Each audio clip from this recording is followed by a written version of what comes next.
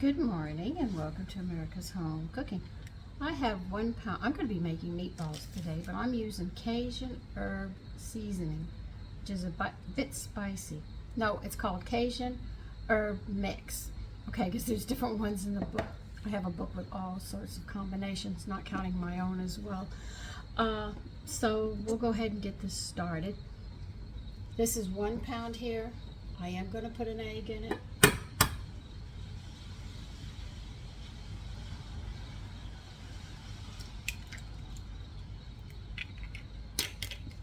Yeah, I'm going to add some wheat germ. I think everybody knows I'm going to one way or another. And I have a piece of bread from one of the loaves. I think this is the country loaf bread, if I remember correctly. Yeah, this is the country loaf bread. Now, a lady asked me, why don't I show the bread after I cook it? The bread has to cool completely before you can cut it. If you cut a loaf of bread, before it cools, it turns to dough. So then it would look like it's not done.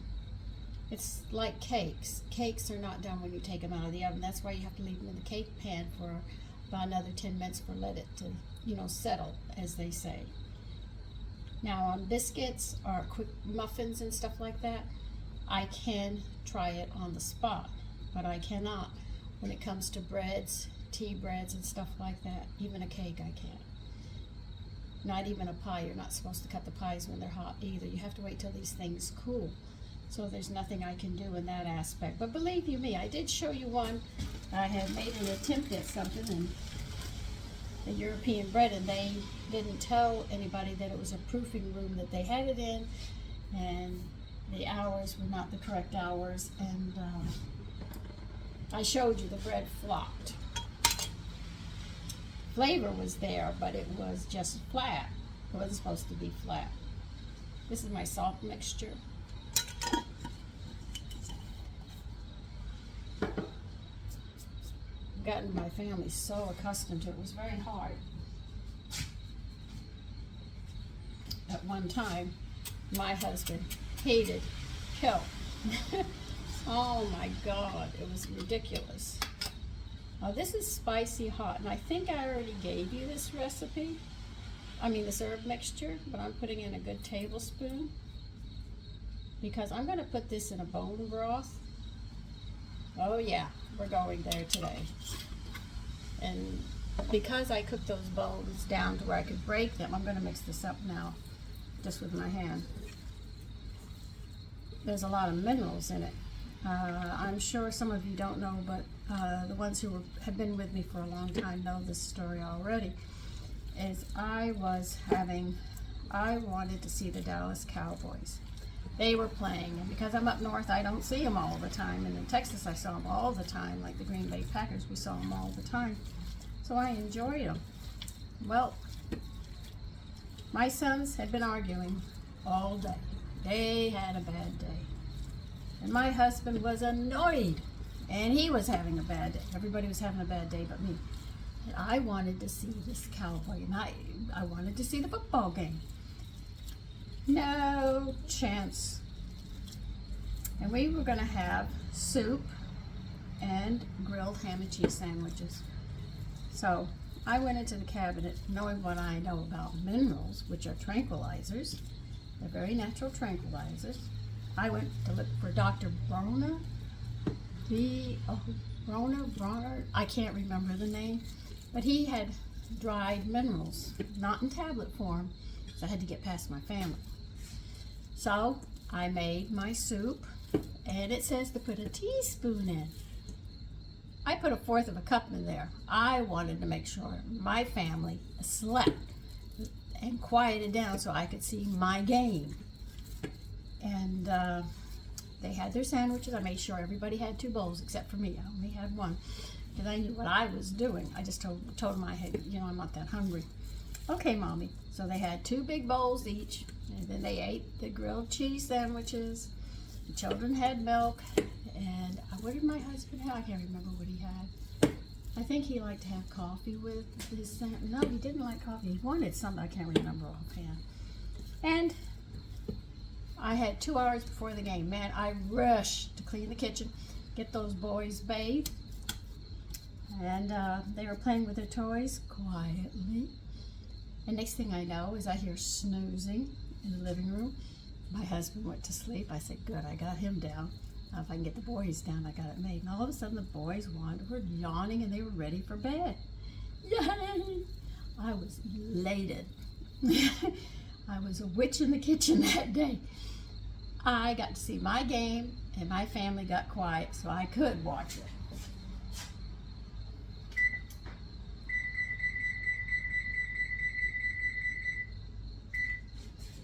I'm going to put these meatballs at 425.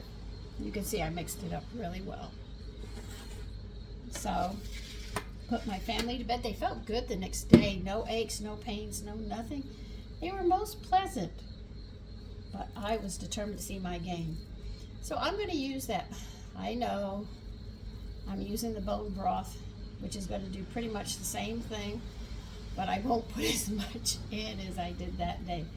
All because I wanted to see a football game and they wouldn't let me. They were just annoyed all day. You know, children and their spouse sometimes have that problem. They just have a bad day. Well, I fixed their bad days and made it a good day.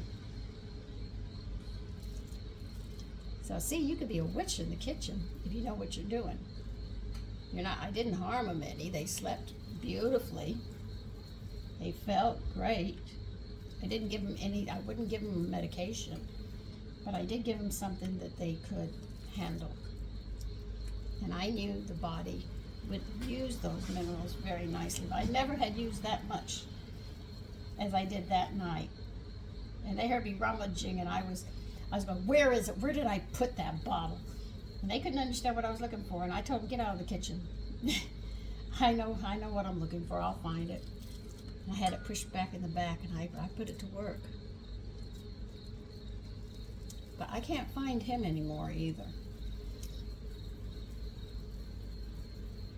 I am making my meatballs about 1.5 inches, maybe 2 inches. These are going to be big. But all the seasoning is going to be in them. I have both my sons eating today, so that's a good. Hold on a minute, I need a drink.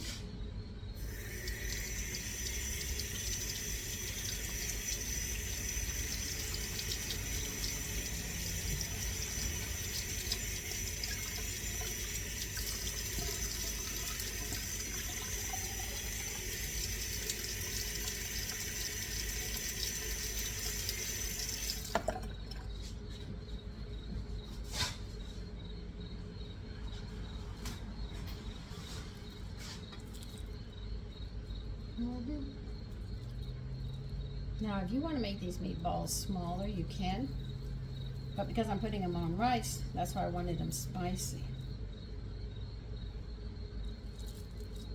And I have leftover rice and I just can't see throwing it out, so I'll just put it to use. Now, how long will I cook these meatballs at 425? 10-15 minutes max. Because it's a little bit of meat. And they will be cooking a bit in the gravy as well.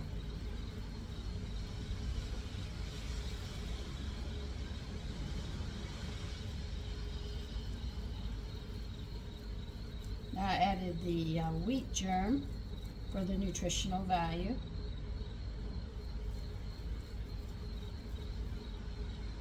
The egg is my binder. Eggs are excellent as binders.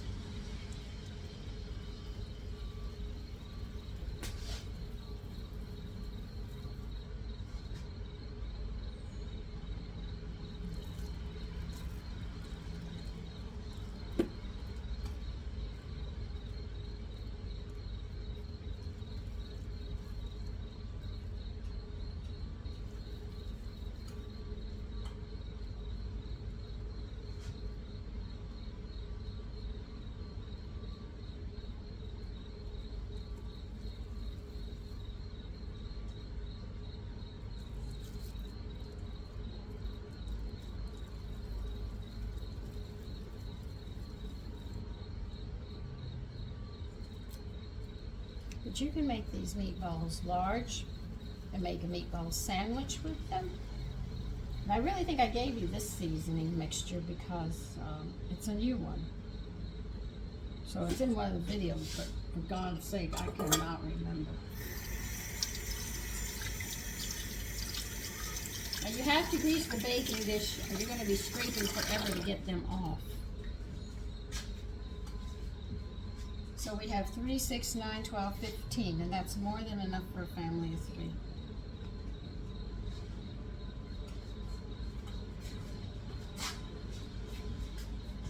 So remember, they're going to bake 10 to 15 minutes max. I'm going to go get my bone broth and stuff I need. Okay, it's been 15 minutes. Ooh, they smell good.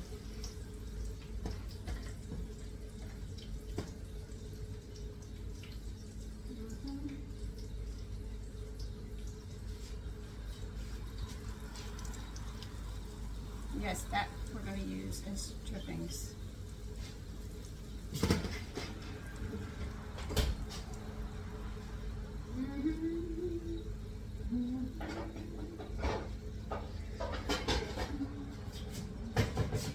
Now, I'm going to be taking them off the place, off the pan.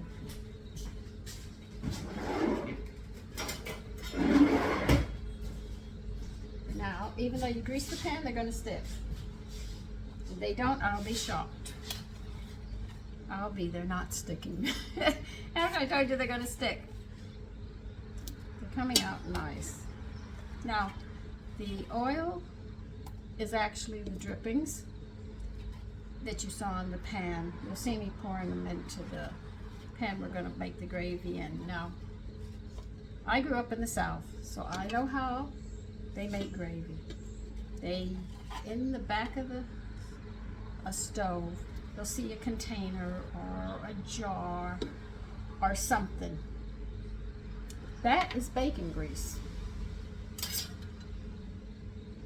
Okay, I'm going to move you over here so you can see, so I'm moving over here. Okay, let me get you set up while I hold this.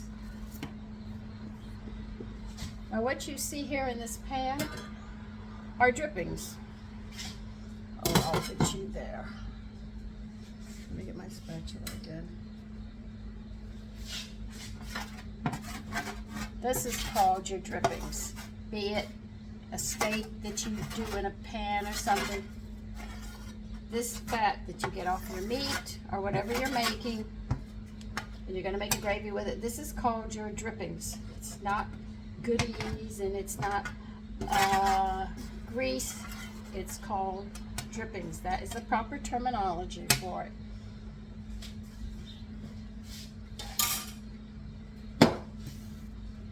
Just putting it down.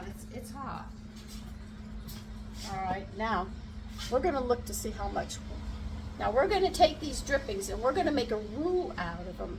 That's exactly what it's called. That's the terminology. Now I have maybe a tablespoon.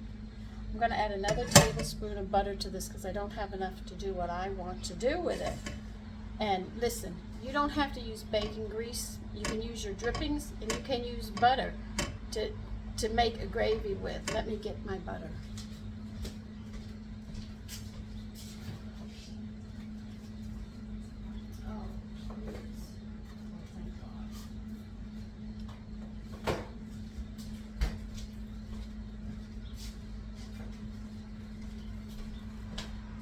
I want 2 tablespoons of drippings. I'm tired of people using the wrong language and all.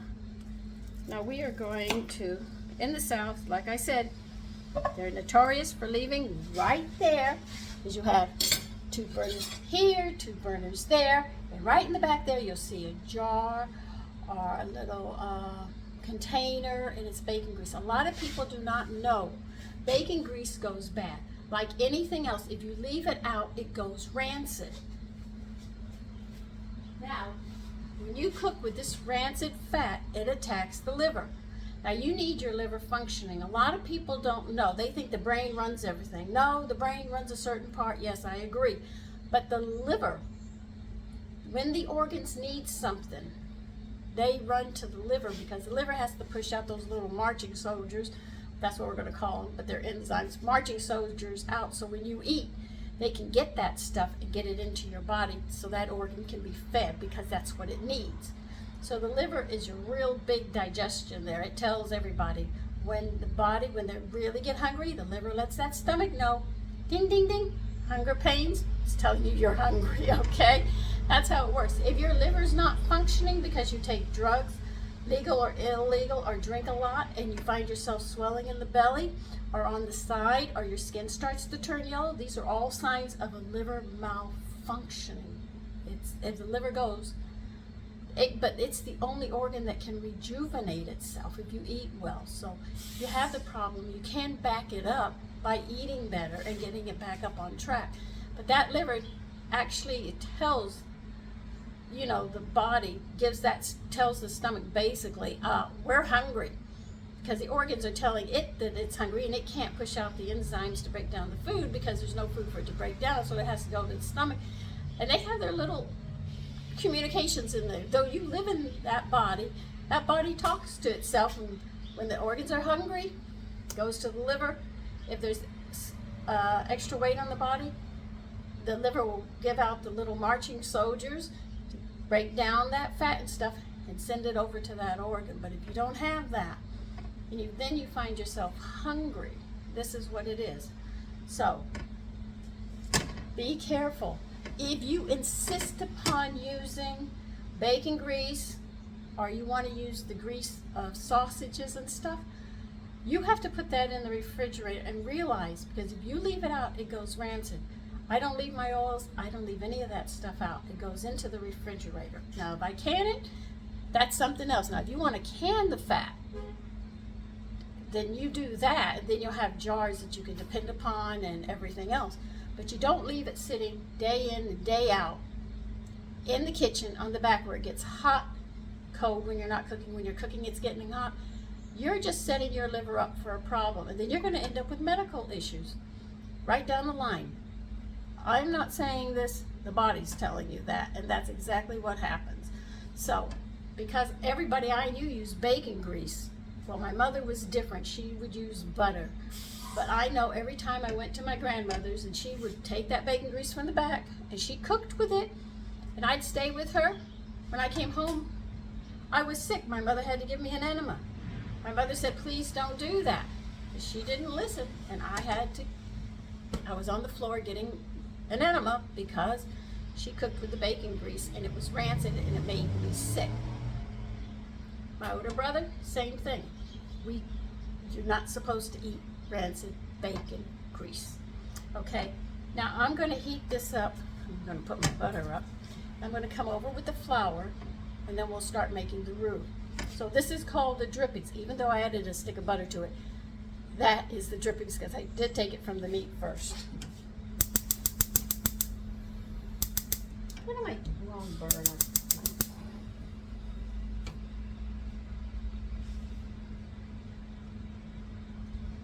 Remember, you don't need a high heat to do this because you don't want to burn the drippings, because that's as good as eating rancid bacon fat. Because remember, when it smokes, you've already burnt it.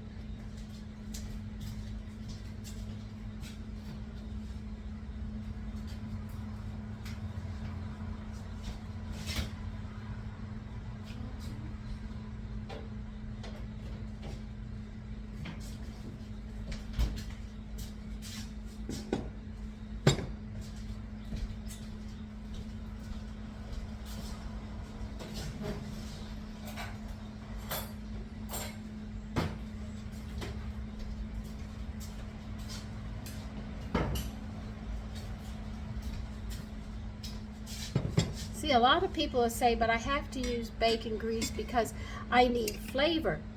The drippings of whatever you make have flavor in them. And if you use stocks and bone broth and stuff, believe you me, you will have flavor. So there's other ways, because people will give you the excuse, but I need flavor in my gravies. I use stocks, beef broth, gelatin, the homemade gelatin, all of that gives a lot of flavor in here. And you've already flavored the meat and stuff, you've already got that flavor. So the gravy, because I know in the South, they'll use bacon grease, just water, flour, salt and pepper. That's it.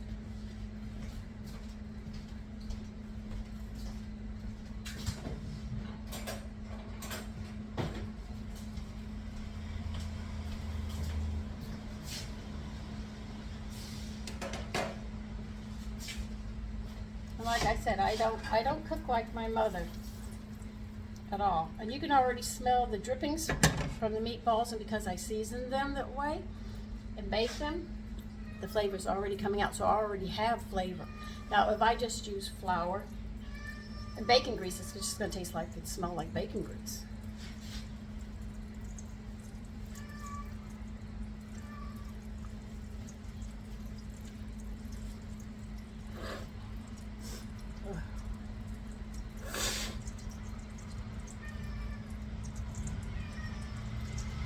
What, are you out of food? No, you're not. I can see it from here, from the start.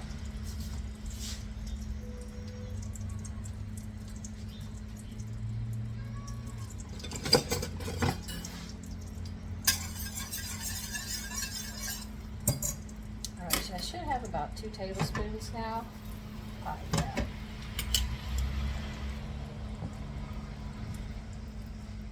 Now we're making a roux.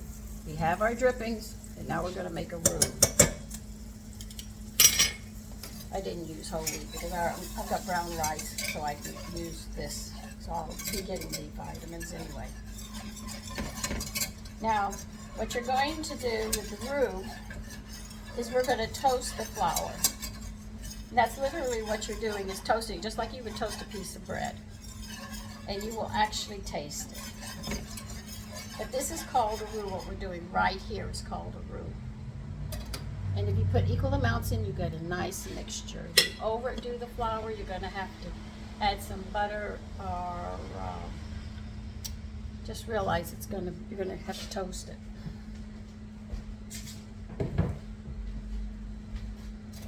And probably add more stock or something. So when I can smell the toast of this, I will then add some bone broth, which I made, and I'm going to add some vegetable stock. And I have lots of flavors in there, so if I want to add any more flavors, I'm going to be enhancing the flavors more. I know I will be adding some more salt and pepper into it to flavor the gravy.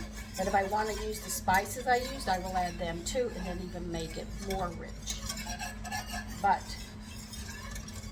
I know most people will just use water or milk in their gravies. When my mother did fried chicken, she would sometimes do a milk gravy, only to keep my father from putting honey and butter together to put on the chicken. I knew her tricks. I was in the kitchen with her. She taught. I listened.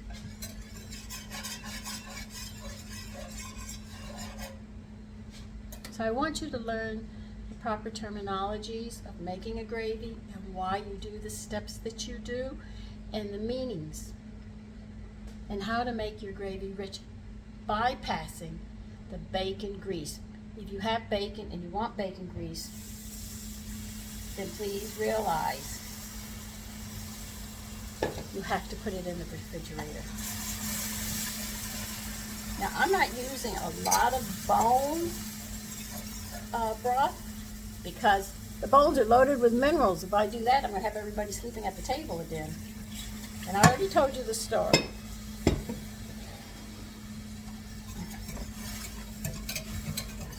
And see, you can already smell. Stock already has flavor, and I haven't even done anything. It's already smelling rich.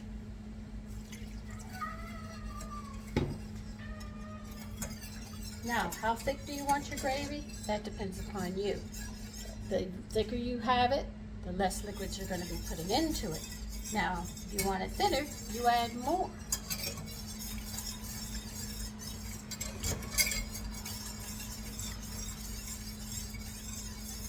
So we went from the drippings to the roux, now to the gravy. You see the 3 steps we went through. Let me get some salt and some pepper. I'm going to need it. No, come on, no.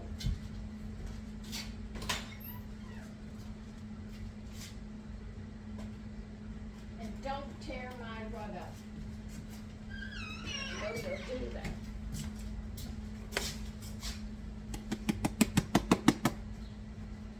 That's why I don't add seasonings to my stocks. But you can when you make the stocks. You can throw some seasonings in and just realize that you'll have those extra seasonings with whatever seasonings you have. The first 2 years ago, I sat there and I decided for the first time I was going to add seasonings to my stocks. They were very flavorful. Last year, I just cooked down the vegetables. I didn't have a lot of seasonings, so I just did it that way. But I might add seasonings again, but you can.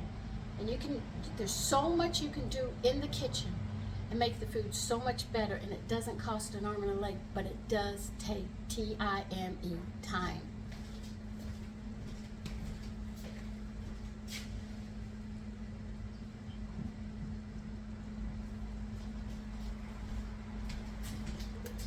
Because I use all these flavors, my family can't taste the kelp.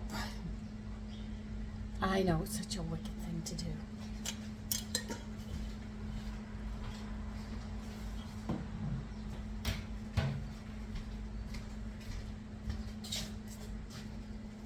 And where did I grow up in the South? I grew up in Beeville, Texas.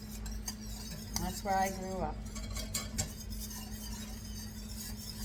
I wasn't born there because my father was in the service. I was born up north. But when he got out of the service, he took his family, which is my mother, my older brother, and I, to Texas.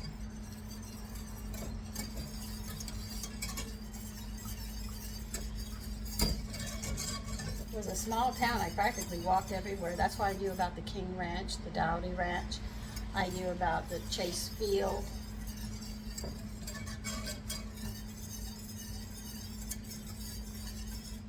This smells really good. You see, here are the meatballs. You see all that? Remember, I'm only cooking for 3, so it's not a big, big dish.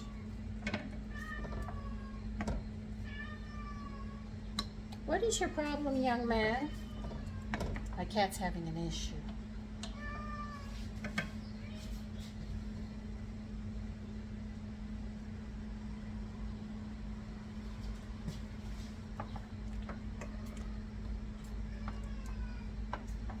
Now I noticed that banana nut bread is a little on the dry side, so I'm going to be making a tea bread today. I have some very ripe bananas, which I wanted. I let them sit there. This time I'm going to put my culture in it because it makes everything more moist. So I'm hoping that it will take the dryness that most people get on a banana nut tea bread, and we'll sit there and see if we can make it moist. And if it works, I go, yay! Okay.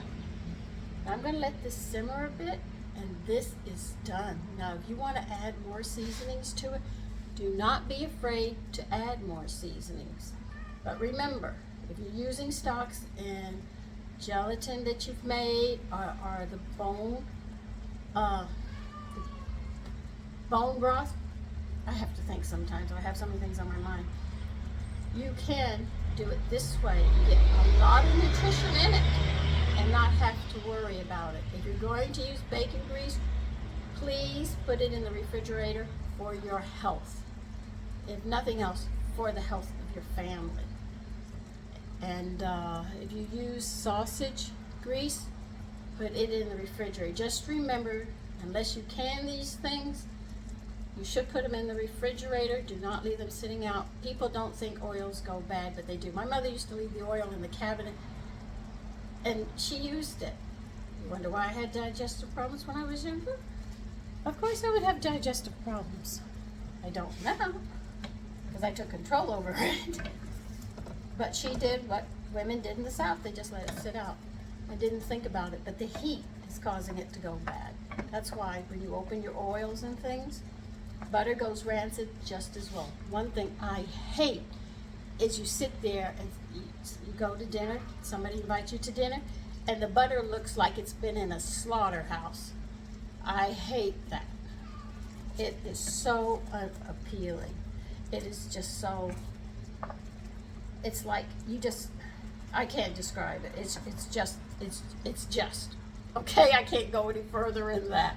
And I went to a lot of homes in the South to people that my mother knew, because we would go. We never said anything, but my mother would not have the butter butchered like that when we came to the table. She didn't leave it out.